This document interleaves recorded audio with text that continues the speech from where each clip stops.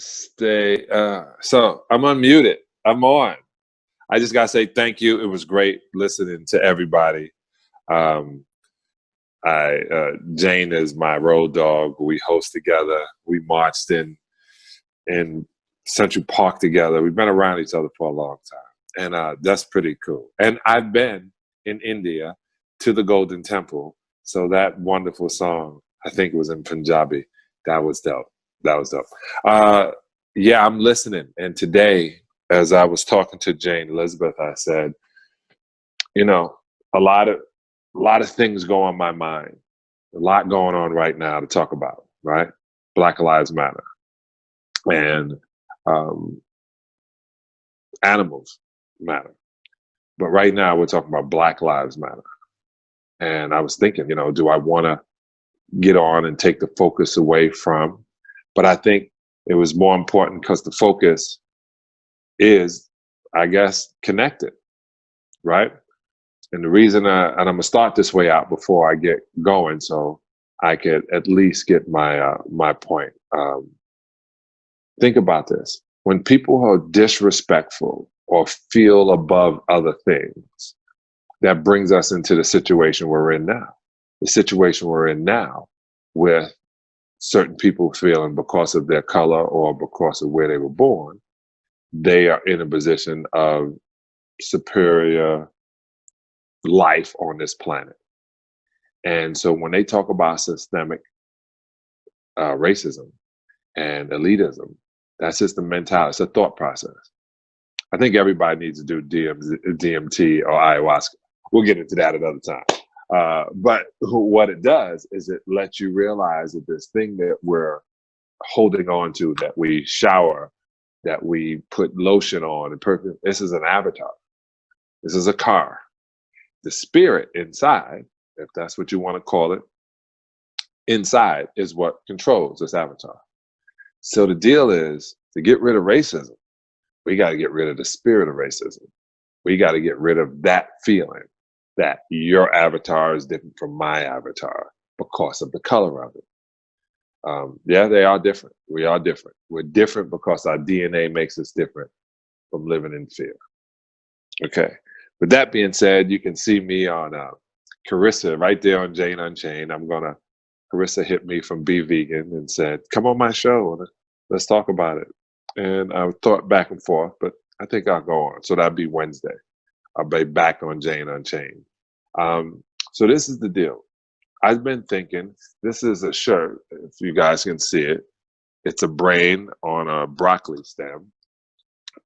My partner, Roland, put it together. It's called The Vegan State of Mind. And what that does is, it literally the mentality of being a vegan.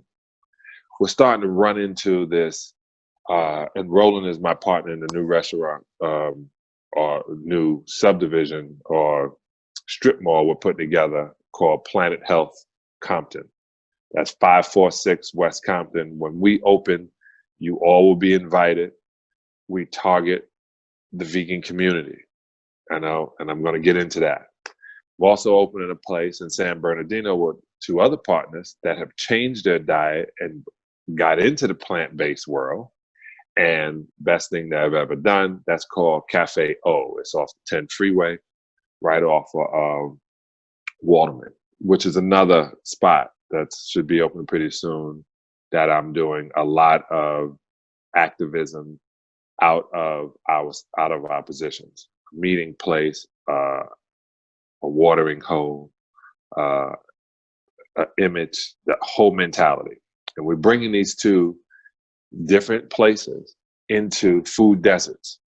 What happened is I went around and I wanted to partner with this guy in a restaurant. I wanted to partner with these guys with a food truck. I wanted to go to all these different places. And then I came down here. I'm in Atlanta right now. I came down to Atlanta and I went to Plant-Based Pizzeria. And I tried to partner up with Paul. And Paul was looking at me crazy, like, you want to partner up with me? And I got his message. Open your own. So I'm opening up a pizzeria, a burger joint, a fried chicken joint, with House of Chicken. I am literally putting not just my money, but my effort and my energy. The reason I said we had to change the way things are in 2020, the vegan mentality, is yes, there's levels to veganism. There are unhealthy vegans. There are vegans who eat vegetables. There are unhealthy looking vegans. There are literally people who are raw foodists that feel the vegan shouldn't be at a point. Now, this is where I connect it to my upbringing as a Black man in this country. Everything has steps. In my health coaching, we talk about not baby steps, but small hinges open big doors. So there has to be steps to get into this point where you can just eat vegetables, fruit, drink water, and sit in the sun.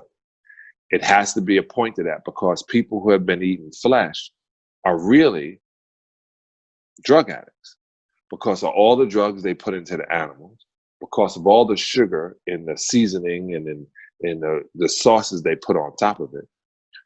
And because of tradition, you have to break or help people break down their addictions to slaughtered animals, their addictions to sugar, their addiction to traditions. You have to break all of those down. So our thought of veganism should change a little bit. We have to realize what we're doing. We did the whole thing with a pescatarian, flesh eater, vegetarian, vegan, plant-based. I mean, there's been more words to describe people who don't want any animals than y'all describe Black folks, from Negro to colored to Black to African American to Afro American. There's so much. Everyone's trying to find these names. Let's make it simple. The reason I'm a vegan, it started off for health reasons, because somebody told me it was a better way to eat. The reason I'm a vegan now is I don't believe in slavery of any species. And I believe, and it took me a second because I didn't understand this, which is another thing we have to understand. A lot of people, you think, well, you heard it and you heard it. We hear everything. We hear tons of things. But now our compassion has to be different. Ingrid, my road dog, and no matter what, and rattling those fences. When I first heard Jane on HLN rattling faces, I was like, she's gonna lose her job. I literally said that. She's gonna lose her job talking like this. And that made me realize that if you stand for something, or you fall for anything. And that made me go into an idea that I need to be the vegan guy wherever we go. I need to be the vegan guy wherever I go. Just like, you know, when people become Christian and then they become born again Christians, and sometimes you don't want to stand around them because all of the spirits coming. That's exactly what the new wave has to be. The new wave has to be, we can't pick sides. We can't talk down to the next one. We can't say, oh, they talking unhealthy veganism. We can't, because the mentality is to stop the murder and slaughter of land and fish animals. So we have to up our game. With this pandemic happening, with this Black Lives Matter situation, we have to now stop, look at everything we've done, and figure out how to do it better and different. This is 2020 BC. This is after, before Corona, well, 2019 is before Corona. This is AC. We have to start moving in a different direction. And in the direction I think, which really helps us, is if we start taking care of our own. What that means. I got a t-shirt over there, I was gonna wear it. It said, Woke Vegan, Long Beach Vegan Festival. I love going to festivals. I hope everyone loves going to them. I think our message needs to upgrade. We need to upgrade our message, and we need to start talking directly to ourselves. What I mean is, we need to start focusing on helping each other become the best we can possibly be. We watched Michael Jordan in The Last Dance. His teammates, the ones that thought he was too intense. If he wasn't so intense, he wouldn't have been Michael Jordan. So we need to enhance and pat each other on the back, support each other. When we talked about restaurants going out, one of my favorite is Crimsey's up in North Hollywood in Los Angeles. She had to close her doors. We need to, like Jane said, find a way to get everybody to go and support the restaurants that are vegan.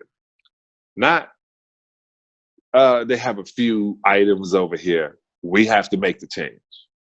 This is what I mean. You either with us or you're not with us. You can't be, the Bible even says you have to be hot or cold. You can't be lukewarm. You have to jump into this. You don't have to hit anybody in the head or scream, but support those that do. At one time I used to think, man, they just yelling at the rooftops. Yell at the rooftops. So in this new time, I want everybody to think about supporting veganism, finding out how to support veganism, think in a different way, and think about it this way. We can take over the world. Then the world will be a better place. Fingers.